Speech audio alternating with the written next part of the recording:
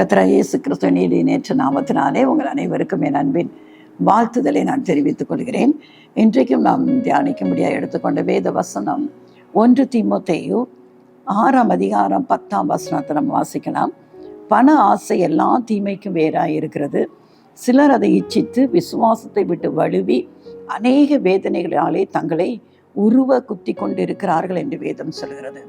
பண ஆசை எல்லா தீமைக்கும் அது என்னதான் இருக்காம், வேறாய் இருக்கிறது என்று சொல்லப்பட்டு இருக்கிறது. ஏன் இந்த பணவாசை வருது? ஒருவேளை நம்ம அதை பார்க்க வேண்டும்.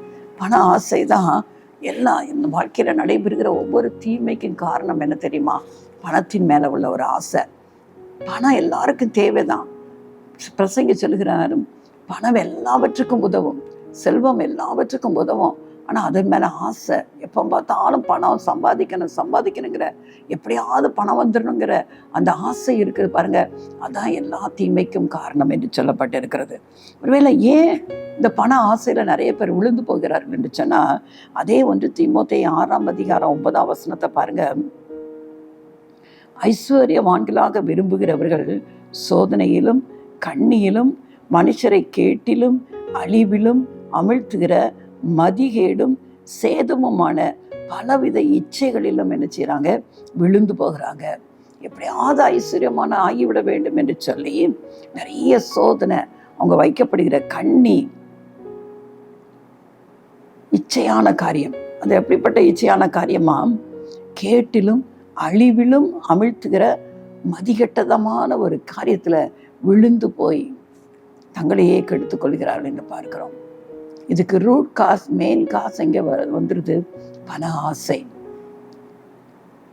இன்னைக்கு நம்முடைய வாழ்க்கையில போதும் என்கிற மனதினுடைய கூடிய தெய்வ பக்தியே மிகுந்த ஆதாயம் என்று சொல்லி பவுல் அப்போஸ்தலர் எழுதுறத பார்க்கிறோம்.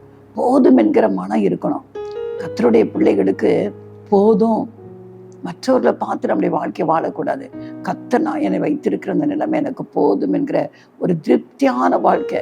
அந்த வாழ்க்கையில திருப்தி இல்லாட்டதான் எனக்கு இன்னும் வேணுங்கிறதுக்காண்டி அந்த காரியங்களை சாதிப்பதற்காக தவறான சில காரியங்களில ஜனங்கள் ஈடுபடுவதை நம்ம பார்க்கிறோம். அதே தீமோத்தேயு எழுதுகிறார், நீ எப்படிப்பட்டவனாய் வாழ வேண்டும் என்று சொல்லி 1 தீமோத்தேயு 6:11 பார்க்கிறோம்.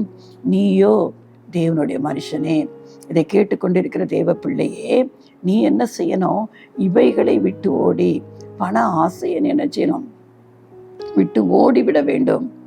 அதுக்கு பதிலாக நீ என்ன செய்யணும்? நீதியையும் தேவ பக்தியையும் விசுவாசத்தையும் அன்பையும் பொறுமையையும் சாந்த குணத்தையும் அடையும்படி நாடு. ஒரு அருமையான ஆலோசனையை இங்க பவுல் கொடுக்கிறத பார்க்கிறோம். உனக்குள்ள இந்த பண ஆசை இருக்கக்கூடாது. நீ அதை விட்டு ஓடி வரணும். அதுக்கு நீ என்ன பண்ணணும்னா, அதை விட்டு மேலே நீ ஓடி வரணும். அதற்கு பதிலாக நீ என்னத்தெல்லாம் நாட வேண்டும் என்று சொன்னால், நீதி, தேவ பக்தி, விசுவாசம், அன்பு, பொறுமை, சாந்த குணம். இந்த குணம் தான் என்ன செய்யணும்? உனக்கு வரணும். இதை பெற்றுக்கொள்ளும்படியா உன் வாழ்க்கையை நீ அமைத்துக்கொள் என்று சொல்லி அவர் ஒரு ஆலோசனை கொடுக்கிறத நம்ம பார்க்கிறோம். நம்முடைய வாழ்க்கையில யோசித்து பார்ப்போம், நமக்குள்ள பண ஆசை இருக்கிறதா? ஒருவேளை அந்த பண ஆசை எப்படி மேற்கொள்ள போய், நானும் வேண்டான்னு தான் நினைக்கிறேன், ஆனாலும் ஏதோ ஒரு விதத்துல இந்த பணத்தின் மேல எனக்கு ஆசை வர்றதுனால தான் வேலை பார்க்கிற இடத்துல அநேக இடங்களில் லஞ்சம் வாங்கி விடுகிறேன், அநேக இடங்களில் ஏமாற்றி வாழ்ந்து கொண்டு இருக்கிறேன், அநேக நேரங்களில் மற்றவருடைய பொருள்களை அபகரித்து நான் உரிமை பாராட்டி கொண்டிருக்கிறேன் என்று சொல்லி பணத்தின் மேல உள்ள ஒரு ஆசையினால நீங்க வாழ்ந்து கொண்டிருப்பீர்கள் என்று சொன்னால், இன்றைக்கு இதை கேட்டுக்கொண்டிருக்கிற தேவ பிள்ளைகளே, எல்லா தீமைக்காக தான் வேர். இன்னைக்கு ஒரு வேளை உங்க வாழ்க்கையில பலதரப்பட்ட பிரச்சனையை சந்தித்து கொண்டிருக்கிறீர்களோ, காரணம் எங்கிருந்து உங்களுக்கு வந்திருக்கிறது தெரியுமா? இந்த பணத்தின் மேல் உள்ள ஆசை உங்களுடைய வாழ்க்கையில சில சமயம் சாபத்தை நமக்கு கொண்டு வந்து விடுகிறது. அதுக்கு முன்பாகவே நம்ம தெய்வ சமூகத்துல நம்மை ஒப்பு கொடுத்து இந்த பண ஆசையிலிருந்து நம்ம விடுபடுவது மட்டுமல்ல, அதற்கு பதிலாக நீதியையும் தேவ பக்தியையும் விசுவாசத்தையும் அன்பையும் பொறுமையும் சாந்த குணம் எனக்கு வேணும்னு சொல்லி ஆண்டவரிடத்துல நம்ம விண்ணப்பிக்கும் போது அவர் நம்முடைய வாழ்க்கையை தடையிலாய் மாற்றி போட்டு விடுவார். அதனால் அவரிடத்துல நம்முடைய வாழ்க்கையை ஒப்பு கொடுப்போம். வேதத்துல சில பேருடைய வாழ்க்கையை நம்ம பார்க்கலாம். இந்த பண ஆசையினாலே விழுந்து போனவர்கள், கர்த்தரால் அழைக்கப்பட்டவர்கள் ஆனால் விழுந்து போனாங்க. யோசுவா 7ஆம் அதிகாரத்தில் ஆகான் என்று சொல்லப்பட்டவன் எகிப்திலிருந்து இஸ்ரவேல் ஜனங்களை யோசுவா வழி நடத்தி வருகிறார். எரிகோவுக்கு வர்றாங்க. எரிகோவுக்கு ஒரு பெரிய மதில் இருக்கிறது. அதை எப்படி கைப்பற்ற வேண்டும் என்று கர்த்தர் அவர்களை சொல்லிக் கொடுக்கிறார். 7 முறை சுற்றி வரணும். 7ஆவது நாள் 7 முறை சுற்றி வரும்போது அந்த எரிகோ சுவர் தன்னை போல இடிந்து விழுந்து விடும் என்று சொல்கிறார். அப்படியே அவர்கள் என்ன செய்கிறாங்க, செய்து ஒரு பெரிய வெற்றியை அவங்க சுதந்திரத்துக் கொள்கிறாங்க. ஆனால் அதுக்கு முன்பாக ஒரே ஒரு கண்டிஷன் தான் ஆண்டவர் போட்டிருந்தாரு. எரிகோல எந்த பொருளையும் நீ எடுக்கக்கூடாது, அது சாபத்தீடானது என்று சொல்லப்பட்டிருக்கிறது. ஆனால் அங்கே ஒரு மனுஷனை பார்க்கிறோம். ஆகான் என்கிற ஒரு மனுஷன் எடுத்து பார்க்கலாம். யோசுவாவின் புஸ்தகம் 7ஆம் அதிகாரத்தில் ஆகான் என்கிற ஒரு மனுஷன் எப்படி அவன் எதை வஞ்சித்ததுனால அவனுடைய வாழ்க்கையில் அவன் எப்படியாய் அவன் மாறிப்போனான் என்று பார்க்கிறோம்.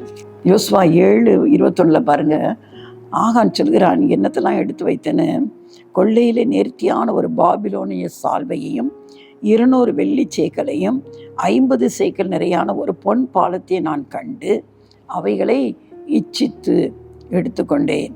இதோ அவைகள் என் கூடாரத்தின் மத்தியில் பூமிக்குள் புதைந்திருக்கிறது, வெள்ளி அதன் அடியில் இருக்கிறது என்றான்.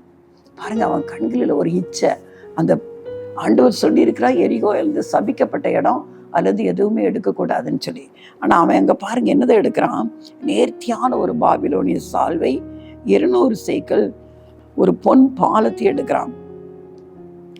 50 சேக்கல் பொன் பாலம், 200 வெள்ளி சேக்கல். இவ்வளத்தையும் அவன் என்ன செய்யறான், ஆசையாய், பண ஆசை, இச்சை, முடிவு பாருங்க பரிதாபத்துக்குரியதாய் மாறி போகிறது. அவங்க எரியோவுக்கு பிறகு ஆண்டவர் ஆயியை பிடிக்கும்படியாக யுத்தத்துக்கு போறாங்க. அது ஒரு சின்ன பட்டணம், எரிகோ பெரிய பட்டணம், ஆயி சின்ன பட்டணம். ஆனால் அதுல இஸ்ரவேல் ஜனங்கள் தோற்கடிக்கப்படுகிறார்கள். 36 பேர் அங்கே செத்து போறாங்க.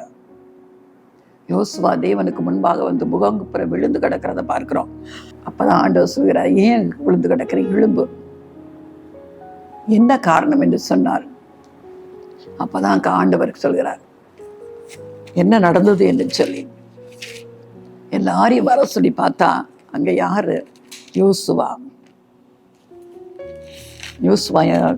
பாருங்க, சாபத்தீடானது உங்கள் நடுவில் இருக்கிறது. அதே 7ஆம் அதிகாரம் 12ஆம் வசனத்தை பாருங்க. 11 சொல்லப்பட்டிருக்கிறது, இஸ்ரவேலர் பாவம் செய்தார்கள்.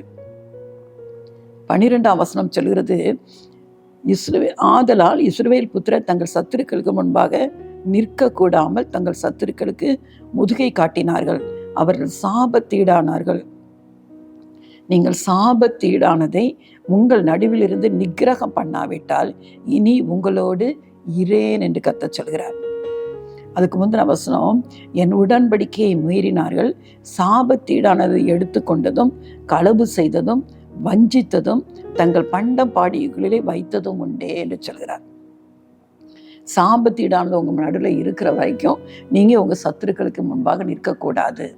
அப்படி சொல்லிதான் யார் என்று கண்டுபிடிக்கும் போது அந்த ஆகான் தான் இந்த காரியத்தை செய்திருக்கிறான். அவனுக்கு தண்டனை என்ன கொடுக்கப்பட்டது தெரியுமா? அதே 25ஆம் வசனம் 7ஆம் அதிகாரம் 25ஆம் வசனம் சொல்கிறது, அங்கே யோசுவா, நீ எங்களை கலங்க பண்ணினது என்ன, இன்று கர்த்தர் உன்னை கலங்க பண்ணுவார் என்றான். அப்பொழுது இஸ்ரவேலர் எல்லாரும் அவன் மேல் கல்லறிந்து அவைகளை அக்கினியில் சுட்டரித்து கற்களினால் மூடி அவன் மேல் இந்நாள் வரைக்கும் இருக்கிற பெரிய கற்குவியலை குவித்தார்கள்.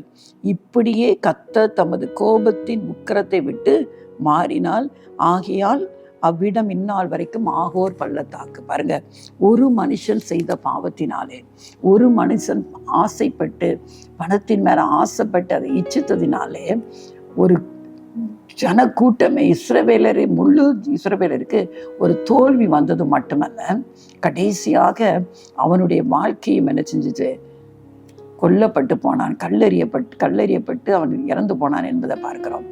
அப்பதான் தேவனுடைய உக்கிர கோபம் மாறிட்டு என்று சொல்லப்பட்டிருக்கிறது. ஒரு ஆசை பாருங்க, அந்த பணத்தின் மேல, பொருட்கள் மேல ஆசை எப்படி எல்லா தீமைக்கும் அது வேறாய் மாறி விடுகிறது. அதே மாதிரி இன்னொரு மனுஷன் நம்ம பார்க்கலாம். கேயாஸ் என்கிற ஒரு தேவனுடைய தீர்க்கதரிசிக்கு அவன் வேடைக்காரனாக இருந்தவன். 2 ராஜாக்களின் புஸ்தகத்தில் நீங்கள் பார்த்தீங்கன்னு சொன்னால் 5ஆம் அதிகாரத்தில் நமக்கு எல்லாருக்கும் தெரிந்த ஒரு சம்பவம், நாகமான் என்ற ஒரு அருமையான ஒரு படை தளபதி, சீரியா தேசத்து தளபதி குஷ்டரோகத்தினால வந்து எலிசா வீட்டை அனுப்பிவிடப்படுகிறான். அவன் இந்த குஷ்டரோகத்திலிருந்து சுகத்தை பெற்றுக்கொள்கிறான். அவன் நிறைய, அதனால எலிசா தீர்க்கதரிசிக்கு என்ன செய்யறான், வெகுமானத்தை கொடுக்குறான். ஆனால் எலிசா எதையுமே அவர் பெற்றுக்கொள்ள மறுத்து விடுகிறார். ஆனால் அவன்கிட்ட ஒரு வேலைக்காரன் இருக்கிறான். அவன் பேர் என்னது, கேயாசி. அவன் நல்லா தெரியும், இந்த தீர்க்கதரிசிக்கு எதுவுமே மறைக்கப்படாது, அவருக்கு எல்லாமே தெரியும். தெரிந்த போதிலும் இவனுக்கு அந்த பணத்தின் மேலே உள்ள ஆசை. என்ன செய்யறான் பாருங்க, நாகமான் அந்த இடத்த விட்டு போன பிறகு அவனுக்கு பின்னாலேயே ஓடுறான், அந்த ரதத்துக்கு பின்னாடியே அவனும் ஓடுறான். அந்த 2 ராஜாக்கள் 5 அதில் நீங்கள் நிறைய இருக்கும். அதில் 21க்கு பிறகு நீங்கள் வாசித்து பார்த்தா தெரியும், நாகமான பின்தொடர்ந்து போய்கிட்டே இருக்கான். அப்போ இவன் அவனை பார்த்து கேட்குறான், சுக செய்தியா, ஏன் பின்னுக்கு ரதத்துக்கு பின்னுக்கே ஓடி வந்துட்டு இருக்கிறியே, ஏதாவது சுக செய்தியான்னு கேட்குறான். உடனே இவன் சொல்கிற பொய்ய பாருங்க. அதற்கு அவன், சுக செய்தி தான், தீர்க்கதரிசியின் புத்திரரில் 2 வாலிபர், 22ஆம் வசனம், இப்பொழுதுதான் எப்பிராயீம் மலை தேசத்திலிருந்து என்னிடத்தில் வந்தார்கள், அவர்களுக்கு 1 தாலந்து வெள்ளியையும் 2 மாற்று வஸ்திரங்களையும் தர வேண்டும் என்று கேட்க என் எஜமான் என்னை அனுப்பினார் என்றான். எலிசா தீர்க்கதரிசியை அனுப்பினார்.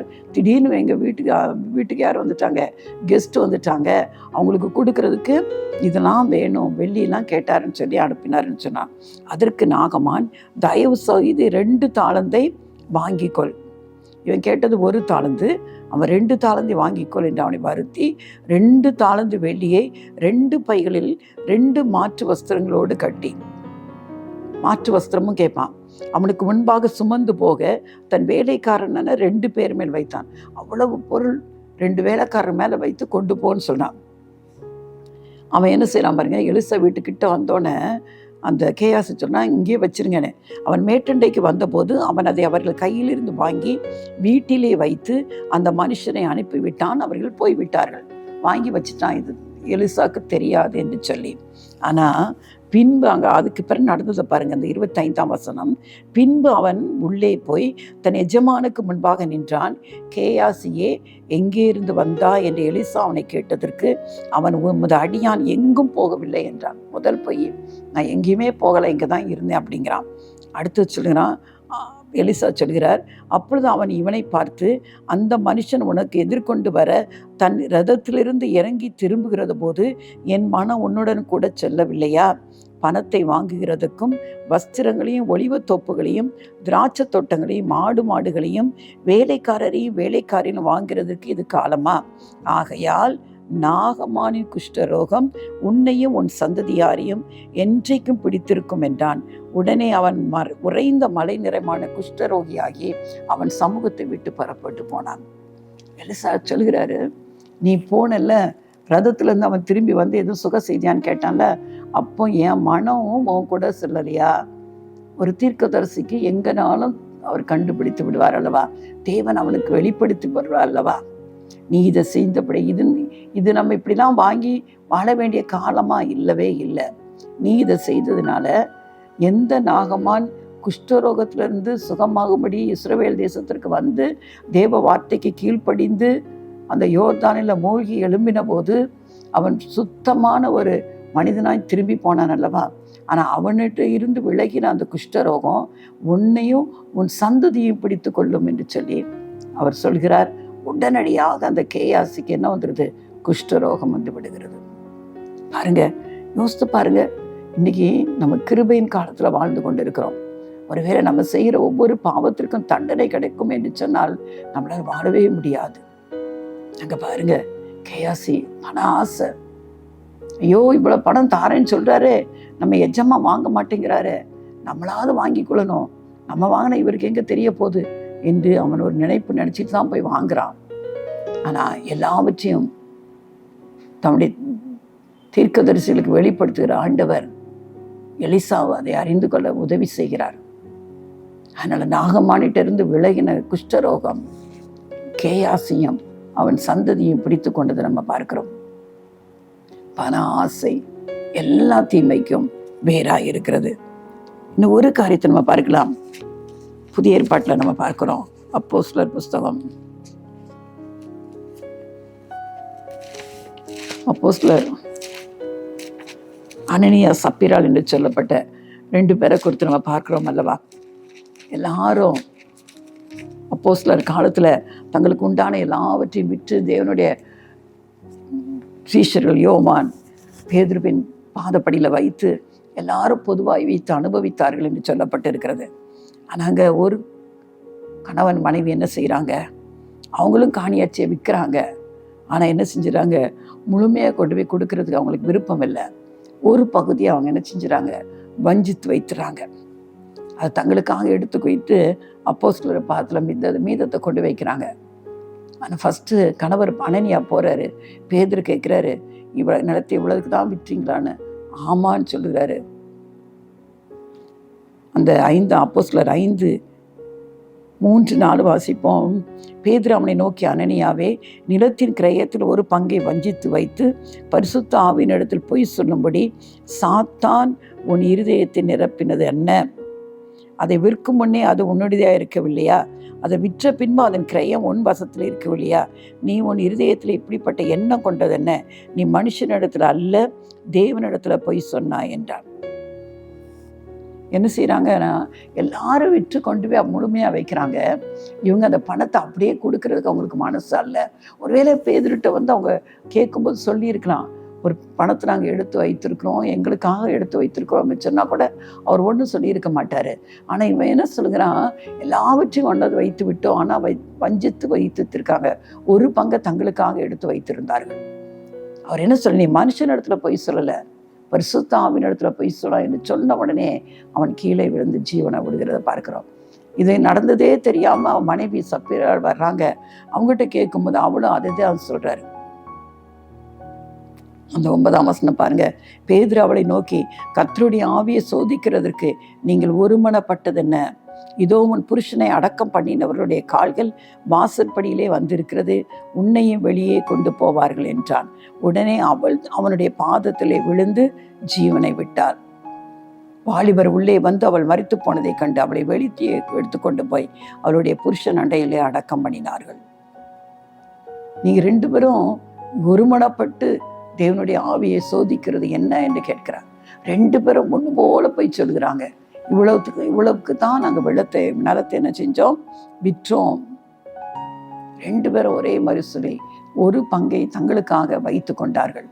தேவனுக்கு கொடுக்க வேண்டியதுல எல்லாரும் கொடுக்கும்போது இவர்கள் மட்டும் வஞ்சித்து வைத்து கொண்டபடினாலே, வஞ்சித்து வைத்து கொண்டது மட்டுமல்ல, தேவனுடைய ஆவியானவருக்கு விரோதமாய் பொய்யாக பேசினபடினாலே அவர்கள் ஜீவனை இழந்து போனார்கள். அவர்களை யோசித்து பாருங்க. ஆதி அப்போஸ்தலர் காலத்தில் இப்படிப்பட்ட காரியங்கள் நடந்திருக்கிறது. இன்றைக்கு இப்படியெல்லாம் காரியம் இருக்கும் என்று சொன்னால் அது எவ்வளவு பயங்கரமாக இருக்கும். ஆண்டவர் கிருபையாய் நம்மை ஒவ்வொரு நாளும் இப்படிப்பட்ட காரியங்கள் நடைபெறாதபடி இந்த கிருபையின் காலத்துல நம்மை பாதுகாத்து கொண்டு இருக்கிறார் அல்லவா? ஆசை எல்லாத்தையும் எப்படி கொண்டு கொடுக்கிறது? கொஞ்சம் நமக்காக வைத்துக் கொள்வோம் என்று சொல்லி அதை வைத்து கொண்டது மட்டுமல்ல, மறைத்து பொய் சொன்னது நிமித்தம் அங்கே ஒரு பெரிய சோகமான ஒரு காரியம் நடைபெற்றதை நம்ம பார்க்கிறோம். காரணம் எல்லாவற்றுக்கும் நாம் பார்த்த ஆகானுடைய காரியமா இருக்கலாம், அனனியா சப்பீராள் காரியமா இருக்கலாம், கேயாசியின் காரியமா இருக்கலாம். எல்லாருக்குள்ள ஒரே ஒரு ஆசை, பண ஆசை. அதனால அவனுடைய வாழ்க்கை இன்னைக்கு என்னதான் போட்டது? வாழ்க்கையின் முடிவை அவங்க தேடிக்கொண்டார்கள் என்று பார்க்கிறோம். அதான் வேதம் சொல்கிறது, பண ஆசை எல்லா தீமைக்கும் அது எப்படி இருக்குதான்? வேறாக இருக்கிறது. அதை இச்சிக்காத. பணத்தின் மேல பணம் தேவைதான். பணம் இல்லாமல் மக்கள் வாழ முடியாது. எல்லாவற்றுக்கும் வேதம் அழகா சொல்கிற, எல்லாவற்றுக்கும் பணம் உதவும். பணம் இல்லாமல் எதுவுமே செய்ய முடியாது. ஆனால் இன்னைக்கு பாருங்க, அநேக கிறிஸ்தவர்கள் கூட நல்ல உயர் பதவியில் இருக்கிறாங்க, அரசாங்க உத்தியோகத்தில் இருக்கிறாங்க. ஆனால் வாங்குகிற சம்பளம் அவங்களுக்கு என்ன செய்ய மாட்டேங்குது? திருப்தி அளிக்க மாட்டேங்கிறது. அதுக்காக எத்தனை பேர் துணிகரமாய் இன்னைக்கு லஞ்சம் வாங்குறத நம்ம பார்க்கிறோம். அநேக இன்னைக்கு அரசாங்க அலுவலகத்துக்கு போனாலும், அரசாங்கம் எதுவுமே கொடுக்கக்கூடாது என்று சொன்னாலும், எத்தனை அதிகாரிகள் நல்ல சம்பளம் வாங்கினாலும் கை நீட்டி லஞ்சம் வாங்காம எந்த காரியத்தையும் செய்து கொடுப்பது கிடையாது அல்லவா? நம்முடைய தேசத்தில் இன்றைக்கி லஞ்சம் மிகுதியாய் காணப்படுகிறது. எவ்வளவுதான் அவர்களுக்கு அரசாங்கத்திலிருந்து பணம் கிடைத்தாலும் அவர்கள் ரிட்டையர்மெண்ட்டுக்கு பிறகு அவங்களுக்கு பணம் வந்து கொண்டு இருக்கிறது. ஆனாலும் அதில் திருப்தியாக இல்லாதபடினால இன்னும் என்று சொல்லி தங்கள் ஆசையை அவர்கள் தணிக்கக்கூடாதபடி அதில் மேலே பறந்து கொண்டு இருக்கிறபடினாலே இன்றைக்கி அநேகருடைய வாழ்க்கையை சாபக்கேடாய் மாறிக்கொண்டிருக்கிறது. ஒருவேளை நம்ம பார்க்குறோம், அநேக பேர் லஞ்சம் கொடுக்கும்போது எவ்வளவோ கஷ்டப்பட்டு பணத்தை சேகரித்து கொண்டு போய் இப்படிப்பட்ட அதிகார இடத்துல கொடுப்பாங்க. ஆனால் அவங்க உள்ளம் எவ்வளவோ வேதனைப்படும் தெரியுமா?